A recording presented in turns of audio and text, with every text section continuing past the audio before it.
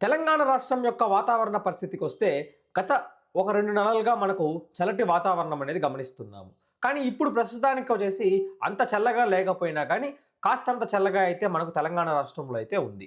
ముఖ్యంగా మనకు ఉత్తర తెలంగాణ జిల్లాలు కావచ్చు, మధ్య తెలంగాణ జిల్లాలు అంటే హైదరాబాద్‌కి దగ్గరగా ఉన్న ప్రాంతాలలో మనకు 12-16 డిగ్రీల మధ్యలో అన్ని చోట్లల్లో మనకు ఉష్ణోగ్రతలు ఉండే అవకాశాలు కనిపిస్తుంది. 16 కంటే ఎక్కువగా ఎక్కడుంటుంది అనంటే ముఖ్యంగా మనకు తూర్పు తెలంగాణ జిల్లాలు అంటే ఆంధ్ర, అలానే తెలంగాణ సరిహద్దు ప్రాంతాలు, అలానే వచ్చేసి దక్షిణ తెలంగాణ జిల్లాల్లోని పలు భాగాలలో ఈ విధంగా మనకు ఉష్ణోగ్రతలు ఉంటుంది. సో, తెలంగాణ రాష్ట్రంలో ముఖ్యంగా రాగల 24 గంటల్లో పెద్ద మార్పులనేది ఉండదు. ఉష్ణోగ్రతలైతే రాత్రి సమయాలలో ఇలానే ఉంటుంది.